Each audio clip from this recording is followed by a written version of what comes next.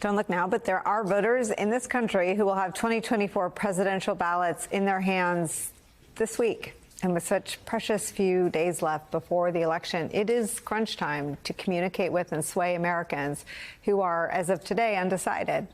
Well, new today, Republican Voters Against Trump is flooding the zone with new ads to the tune of $11.5 million across targeted areas of Pennsylvania, Michigan, Wisconsin, Arizona, and Nebraska, in addition to a number of billboards showcasing former Trump voters' support of Vice President Kamala Harris. The group will air similar advertisements across TV and radio testimonials from former Trump voters. Watch.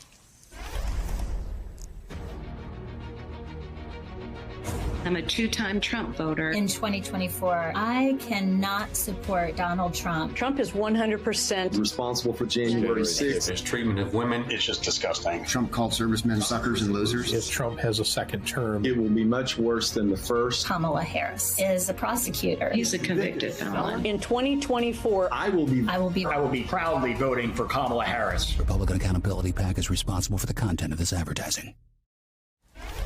Everyone's back. Sarah's group, Republican Voters Against Trump, created and released that ad.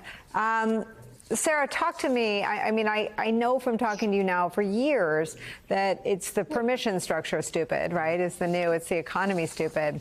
It feels like with the Kinzinger speech and this targeted, really smart, sort of data-driven work you've been doing, the permission structures there. What's the next step? What needs to happen in the next 60 days to move over a sizable chunk of Republican voters for Harris?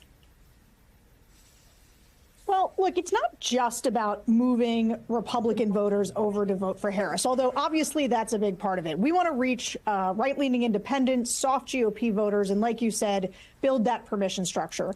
But we also want to sort of hold together the biggest coalition in politics, which is the anti-Trump coalition, right? It's not just Republican voters for Harris, it's Republican voters against Trump. And one of the things that I know from doing the focus groups and listening to Republican voters for so long is that, look, we're going to try to get as many of these voters over for Harris as we can, but we also know that there are a whole bunch of former Trump voters that just cannot vote for this guy again. Maybe they're not Democrats and they can't get themselves there.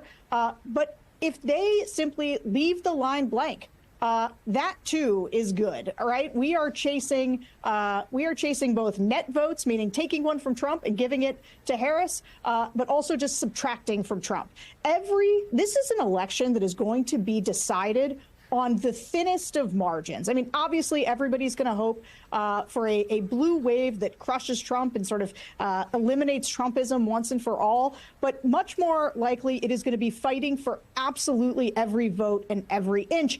And because of January 6th, because of Trump's uniquely horrific behavior, the way that he talks about military service members, because of the abortion issue, there are a number of Republican voters, a real meaningful chunk, that are unable to get there on him. And we're going to try to make the affirmative case for Harris using these trusted messages, because this is one of the things that we've really learned.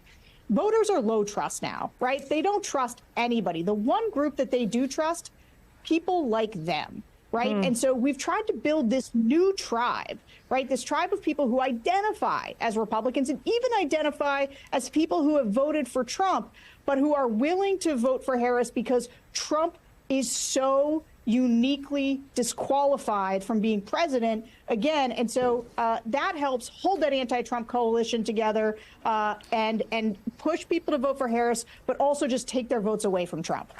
Let me show you one such voice, and this is a retired military voice.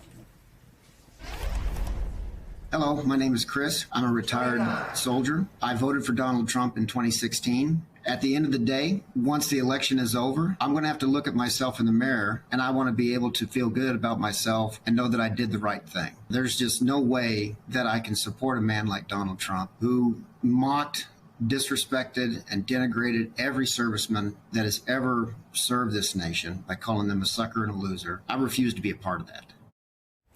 So I think, Sarah, in covering Trump, you learn that you can't shame people out of their support for Trump. But a Trump voter's shame articulated is, to me, the most tragic and effective thing that you can see. And to sort of find that and find someone willing to tell the story on what is, I think when Suckers and Losers came out, I believe it was The Atlantic that broke that story. It was like a finger in the socket moment for me. I knew Trump was horrible, but that he viewed the men and women who died serving our country as, quote, suckers and losers gutted me anew.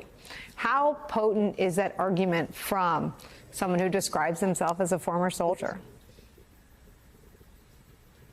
You know, look, the number one thing that matters to voters or people who are sort of up for persuasion is authenticity, right? It is feeling the realness, right? So everybody's kind of used to political ads, right? They know that somebody's trying to persuade them.